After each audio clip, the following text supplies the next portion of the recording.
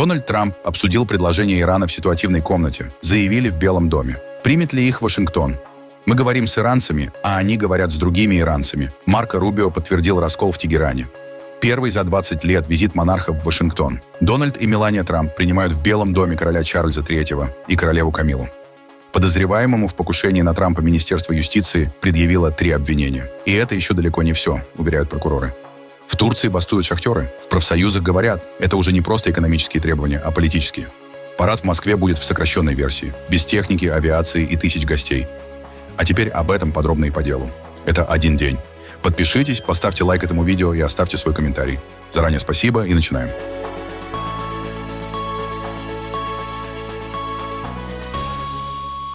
Президент США Дональд Трамп обсудил с советниками по национальной безопасности новое предложение Ирана по урегулированию конфликта. Об этом сообщила пресс-секретарь Белого дома Кэролайн Левитт. По ее словам, речь идет об инициативе, предусматривающей открытие Ормузского пролива, а обсуждение иранской ядерной программы на более позднем этапе переговоров. В Белом доме подчеркнули, ключевые требования Вашингтона в отношении Тегерана остаются неизменными. Среди них свободное судоходство через Ормузский пролив и передача Ираном запасов обогащенного урана. Иран предложил взаимное открытие Ормузского пролива, оставив обсуждение ядерного вопроса на более поздний этап процесса. Учитывая, что ядерная программа была красной линией для этой администрации, согласится ли президент на такой поэтапный формат переговоров? Поскольку об этом уже сообщалось в прессе, я подтвержу, что президент сегодня утром встретился со своей командой по национальной безопасности. Возможно, встреча все еще продолжается, а может, уже нет. Я не хочу утверждать наверняка, потому что готовилась выйти сюда, но это предложение обсуждалось. Я не хочу забегать вперед президента или его команды по национальной безопасности. Однако, повторю, красные линии президента в отношении Ирана были очень четко обозначены не только американской общественности, но и им тоже. Я бы не сказала, что они это рассматривают. Я лишь скажу, что сегодня утром было обсуждение, и я не хочу забегать вперед. Думаю, вскоре вы услышите напрямую от президента по этому вопросу. Министерство юстиции также вскоре выступит после предъявления обвинения, и я надеюсь и молюсь, что это последний раз, когда я говорю с вами на некоторое время до окончания моего декретного отпуска. Спасибо вам, ребята. Госсекретарь Марко Рубио в интервью Fox News журналисту Трею Ингсту заявил: «Иран готов к переговорам с США, но власти страны расколоты изнутри, а давление санкций и внутренний кризис заставляют Тегеран искать выход из тупика». Что касается Ирана, как вы считаете, какое главное препятствие на пути к соглашению с иранским правительством? Помимо того факта, что страной управляют радикальные шиитские клирики, это само по себе серьезное препятствие. Другое, страна глубоко расколота изнутри, и, думаю, так было всегда. Но сейчас это выражено гораздо сильнее. Лучший способ понять Иран — это представить политический класс. Люди говорят о умеренных и жесткой линии. Но, по-моему, в Иране все придерживаются жесткой линии. Однако есть жесткие консерваторы, которые понимают, что им нужно управлять страной и экономикой. И есть жесткие консерваторы, полностью движимые теологией. Те, кто движим теологией, это не только представители корпуса стражей исламской революции, но, очевидно, и верховный лидер, и окружающий его совет. А затем есть политический класс, министр иностранных дел, президент, спикер Меджлиса. Все эти люди. Они тоже сторонники жесткой линии. Но они также понимают, что у страны должна быть экономика, людям нужно есть. Нужно находить способ выплачивать зарплаты и обеспечивать работу правительства. Поэтому в этой системе всегда существовало напряжение между теми в Иране, кто понимает, да, нужно быть жесткими, но это надо уравновешивать необходимостью управлять страной и теми жесткими идеологами, которым все равно и которые живут апокалиптическим видением будущего. К сожалению, именно жесткие идеологи с апокалиптическим взглядом на будущее обладают в этой стране высшей властью. Это напряжение существовало там всегда. Всегда. Думаю, сейчас оно особенно заметно, потому что есть верховный лидер, чья легитимность все еще не подтверждена, чье состояние вызывает вопросы, которого давно не видели публично и который не выступал. Мы не слышали его голос. Думаю, это тоже создает напряжение внутри системы. Поэтому одно из главных препятствий заключается в том, что наши переговорщики ведут переговоры не просто с иранцами. Тем иранцам самим приходится договариваться с другими иранцами, чтобы понять, на что они могут согласиться, что могут предложить, что готовы сделать и даже с кем готовы встречаться. Верите ли вы, что иранцы действительно настроены заключить сделку? Думаю, иранцы серьезно настроены выбраться из того кризиса, в котором оказались. Все проблемы, которые были у Ирана, никуда не исчезли. Несколько месяцев назад там были протесты, и это были протесты на экономической почве. Все волнения, прошу прощения, все проблемы, которые были у Ирана до начала этого конфликта, все еще существуют, и большинство из них стали хуже. Инфляция усилилась, засуха продолжается. По-прежнему есть трудности с выплатой зарплат. Экономика застопорилась. Страна сталкивается с разрушительными экономическими санкциями по всему миру. Все эти проблемы остаются, и многие из них ухудшились. А теперь у них половина прежнего ракетного арсенала, нет заводов, нет флота и нет военно-воздушных сил. Все это уничтожено. То есть они стали слабее и в худшем положении. Так что да, думаю, они серьезно настроены понять, как выиграть для себя больше времени. Мы не можем позволить им это сделать. Они очень хорошие переговорщики, очень опытные переговорщики. Мы должны обеспечить, чтобы любая сделка, любое соглашение окончательно лишало их возможности в любой момент стремительно создать ядерное оружие. Если сделки не будет, что дальше? Это, опять же, решение, которое должен принимать президент. Для начала я бы напомнил всем, что уровень санкций против Ирана чрезвычайно высок, давление на Иран чрезвычайно велико, и, думаю, его можно усилить еще больше. Но я надеюсь, что после этого конфликта весь мир открыл глаза на ту угрозу, которую представляет Иран. Повторюсь, с ядерным оружием они хотят сделать с миром то же, что сейчас делают с нефтью. Они хотят держать мир в заложниках, чтобы делать все, что захотят. Это неприемлемо. И одно из того, что должно произойти, так называемое международное сообщество, как оно любит себя называть, хотя обычно ничего не делает. Международное сообщество должно объединиться и сказать, происходящее в Иране — это угроза глобальному миру, угроза глобальной стабильности, а не только угроза монархиям Персидского залива, не только угроза Израиль, а угроза всему миру. И с этим нужно разбираться комплексно. Я надеюсь, что остальной мир присоединится к нам в разрушительных санкциях и других мерах давления на этот режим, чтобы заставить его пойти на уступки, которых он не хочет делать. Министр обороны России Андрей Белоусов провел переговоры с заместителем министра обороны Ирана Резой Талаяником. Встреча состоялась во время визита Белоусова в Киргизию. На кадрах, опубликованных российским военным ведомством, стороны обсуждают вопросы двустороннего сотрудничества и ситуацию вокруг Ирана. Белоусов заявил, что Москва выступает за урегулирование конфликта исключительно дипломатическими средствами и поддерживает суверенитет и территориальную целостность Ирана. По его словам, Россия рассчитывает на дальнейшее развитие взаимодействия с Тегераном и сохранение взаимной поддержки между двумя странами. Мы выступаем за урегулирование конфликта исключительно дипломатическим путем. Поддерживаем суверенитет и территориальную целостность Ирана. Генеральный секретарь ООН Антонио Гутерриш в понедельник предупредил, что договор о нераспространении ядерного оружия разрушается на открытии 11-й конференции по рассмотрению действия ДНИО. Глобальная цель ликвидации ядерного оружия восходит к самой первой резолюции Генеральной Ассамблеи ООН в 1946 году. Но, к сожалению, память людей коротка. Сегодня нас охватила коллективная амнезия. Ядерное брецание оружием вновь возвращается. Недоверие правит днем. С трудом достигнутые нормы разрушаются, контроль над вооружениями умирает. Слишком долго договор ослабевал. Обязательства остаются невыполненными. Доверие и авторитет истощаются. За пределами этого зала сегодня храбрые, пережившие атомные бомбардировки Хиросимы и Нагасаки, Хибакуся, организовали выставку, чтобы напомнить лидерам об их ответственности. Но это больше, чем выставка. Это тревожный сигнал, напоминающий нам о цене ядерной войны. Разоружение — не награда за мир. Разоружение — основа мира. Пока не стало слишком поздно, давайте покончим с коллективной амнезией вокруг ядерного оружия. Давайте восстановим веру в то, чего можем достичь вместе. Давайте действовать срочно, чтобы рассеять эту тучу, нависшую над человечеством. Цель договора, вступившего в силу в 1970 году, остановить распространение возможностей по созданию ядерного оружия, гарантировать право государств развивать атомную энергетику в мирных целях и обеспечить постепенное сокращение арсеналов 5 первоначальных ядерных держав. Это 6-я обзорная конференция с мая 1995 года, когда государства-участники приняли решение о бессрочном продлении договора. Договор, вступивший в силу 56 лет назад, сыграл ключевую роль в нераспространении ядерного оружия, разоружении и мирном использовании ядерной энергии. Это не просто очередная обзорная конференция. Ее успех или провал будет иметь последствия далеко за пределами этих стен и следующих 5 лет. Россия проводит ревизионистскую, империалистическую колониальную политику. Российская ядерная риторика оказывает давление на Украину. Никогда риск ядерного распространения не был столь высок, а угроза со стороны программ Ирана и Северной Кореи неприемлема для каждого участника договора. Дональд Трамп и первая леди Мелания Трамп встретили в Белом доме короля Чарльза III и королеву Камилу, прибывших с государственным визитом в Вашингтон. На южной лужайке Белого дома стороны обменялись приветствиями и сделали совместные фотографии перед официальной частью встречи.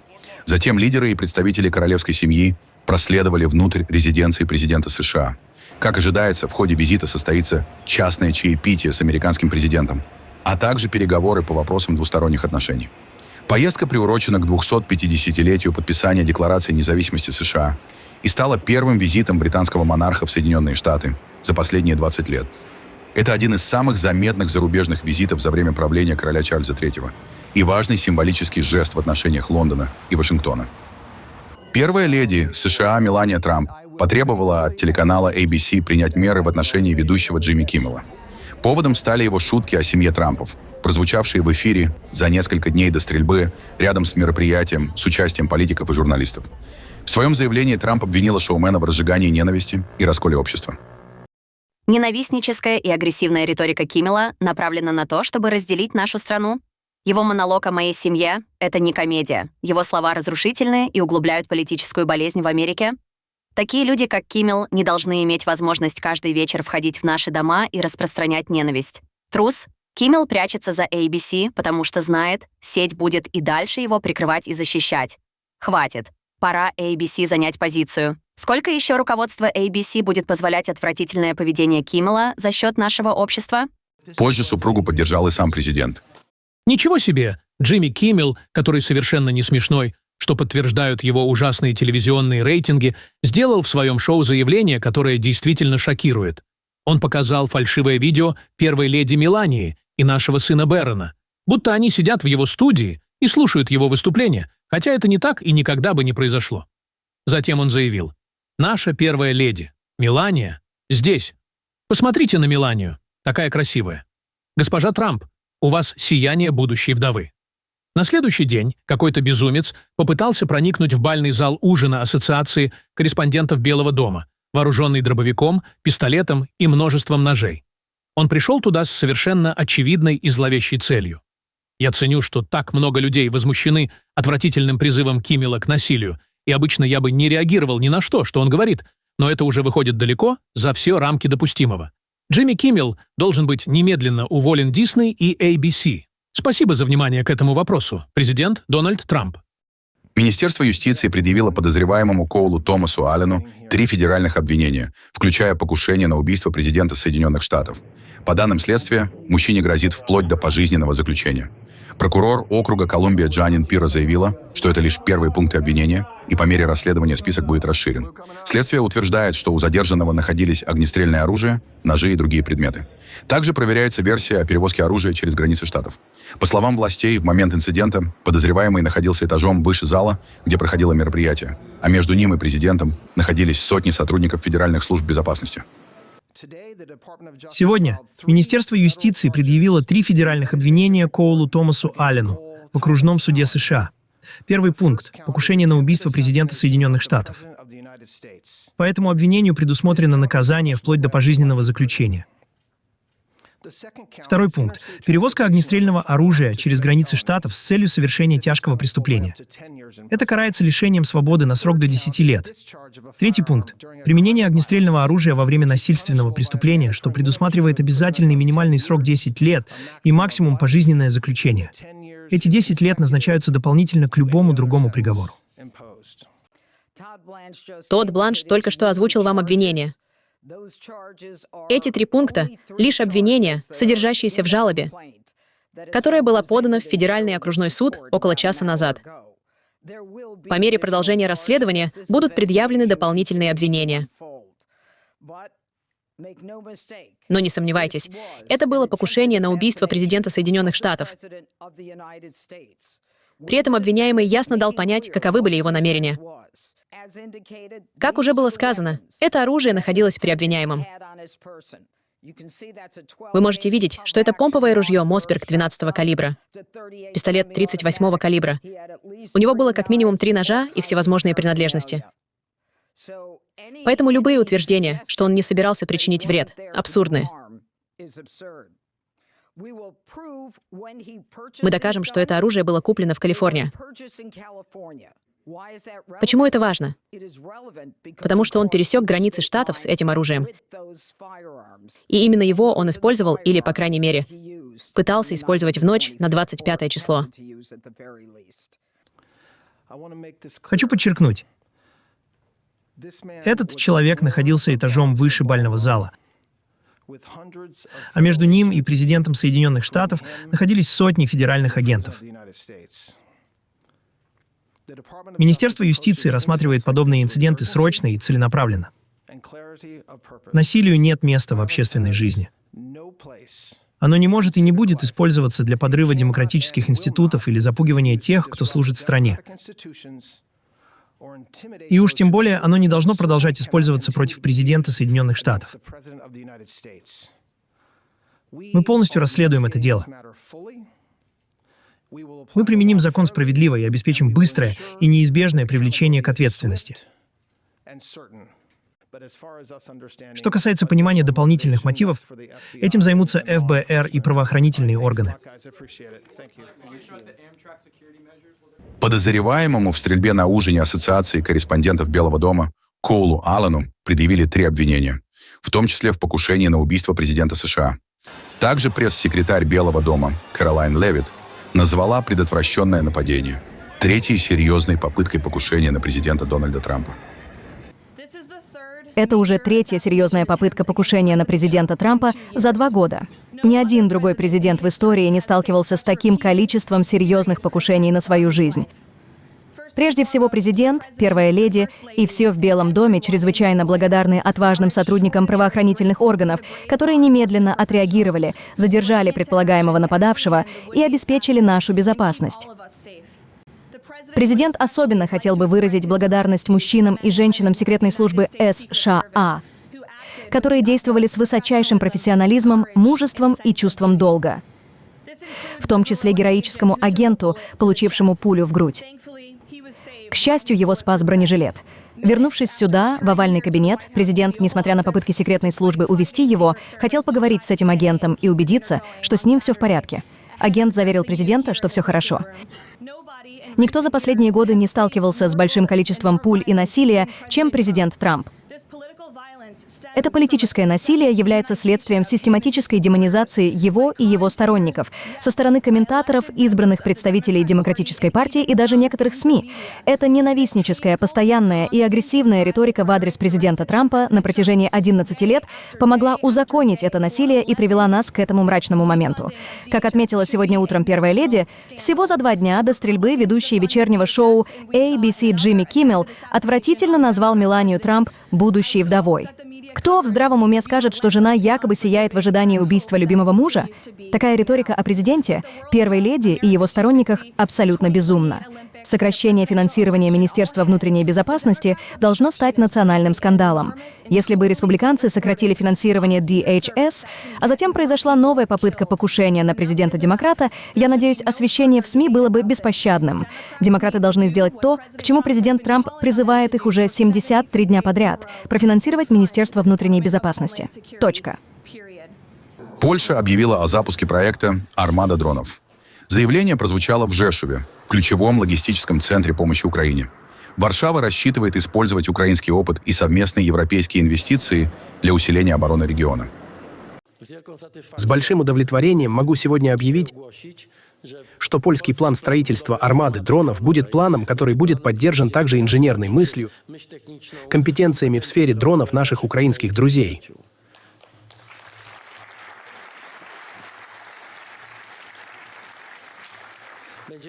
Мы будем вкладывать в это общие европейские и польские средства, а также, как я сказал, компетенции и возможности Украины. Наша цель, чтобы этим неожиданным для России последствием войны стал фактический скачок через целую технологическую эпоху, чтобы в будущем, в самом ближайшем будущем, Украина, Польша, Европа были защищены от атак с воздуха, от любых посягательств агрессора. Польша должна иметь свою современную армаду дронов, чтобы мы могли не только сегодня помогать Украине, но и с полной уверенностью сказать полякам и полякам: мы в безопасности. Канцлер Германии Фридрих Мерц заявил, что Украине, возможно, придется пойти на территориальные уступки ради будущего вступления в Европейский Союз. По его словам, Киев должен получить четкий и реальный план евроинтеграции. В данный момент я пытаюсь предложить идеи о том, как мы могли бы постепенно приблизить Украину к Европейский Союз. Мы хотим дать украинцам, а их все-таки 35 миллионов, перспективу принадлежности. Украина ощущается как европейская страна. Она и есть европейская страна, поэтому мы должны оставаться открытыми для новых членов. Нельзя допустить, чтобы ЕС превратился в закрытый клуб. У Украины должна быть европейская перспектива. Мы не должны потерять Украину в пользу России даже на уровне ощущений. Мы должны сказать людям в Украине, что у них есть будущее в Европе. Процесс вступления может занять очень много времени. Президент Владимир Зеленский предлагал вступить в ЕС с 1 января 2027 года. Этого не будет, и 1 января 2028 года тоже нереалистично.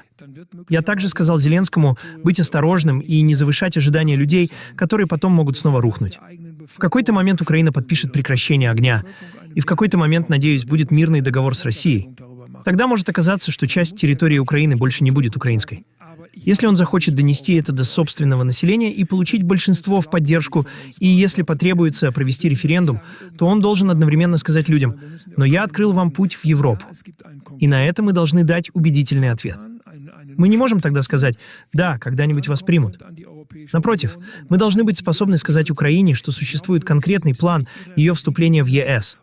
И затем должны быть представлены убедительные первые шаги, которые необратимы и ведут к полноправному членству. Это займет много времени, но нужно начинать. Любой путь начинается с первого шага.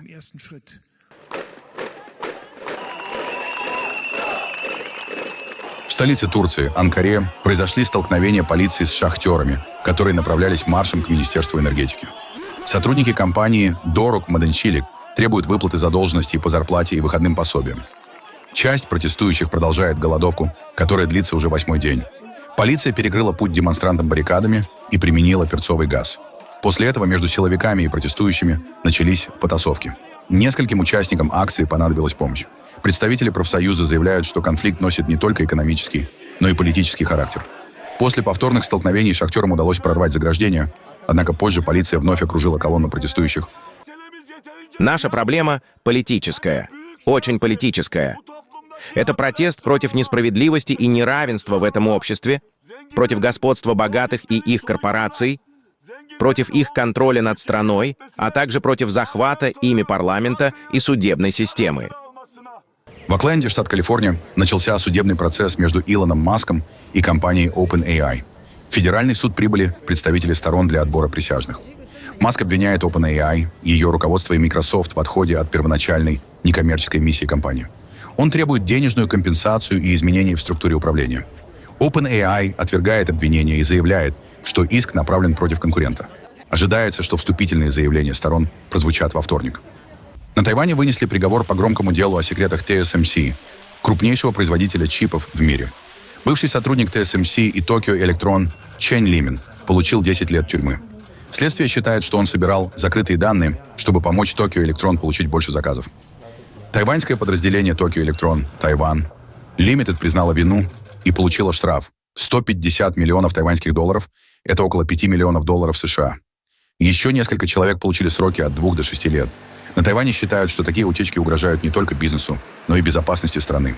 В данном деле суд пришел к выводу, что обвиняемый Чэнь Лимин, стремясь улучшить собственные рабочие показатели, совершил преступные действия, создавшие риск утечки коммерческих тайн компании TSMC, тем самым поставив под угрозу международную конкурентоспособность отрасли полупроводников Тайваня и национальную экономическую безопасность. Вместе с тем TSMC представила письменное заявление, в котором указала, что Tokyo Electron Limited является поставщиком оборудования, а не конкурентом. Расследование также установило, что собранная обвиняемым информация, составляющая коммерческую тайну TSMC, не была раскрыта каким-либо третьим лицам за пределами Tokyo Electron Taiwan Limited и ее материнской компании Tokyo Electron Limited. Ответчик Tokyo Electron Taiwan Limited признал вину и активно сотрудничал как со следствием прокуратуры, так и с внутренним расследованием TSMC, предпринимая все усилия для минимизации ущерба, который это дело могло нанести международной конкурентоспособности полупроводниковой отрасли и национальной экономической безопасности. Совместно с материнской компанией Tokyo Electron Limited было достигнуто мировое соглашение с TSMC. Помимо согласия выплатить значительную компенсацию, компания провела активную внутреннюю проверку и внедрила конкретные превентивные меры. В Москве может быть заметно сокращена церемония Парада Победы 9 мая. По данным источников, на которые ссылаются журналисты, власти рассматривают сценарий проведения мероприятия в урезанном формате. Вероятно, по Красной площади могут пройти только пешие расчеты, без военной техники, а число приглашенных гостей сократится с 1000 до нескольких сотен. Общая продолжительность церемонии, как утверждается, может составить менее часа. Официального подтверждения этой информации пока нет. Ранее российские Z-блогеры также сообщали о возможной отмене отдельных элементов парада, в том числе воздушной части. По их словам, одна из репетиций в начале апреля была отменена. Дополнительное внимание привлекает и то, что к концу апреля в Москве не были объявлены традиционные ограничения движения, связанные с подготовкой к параду.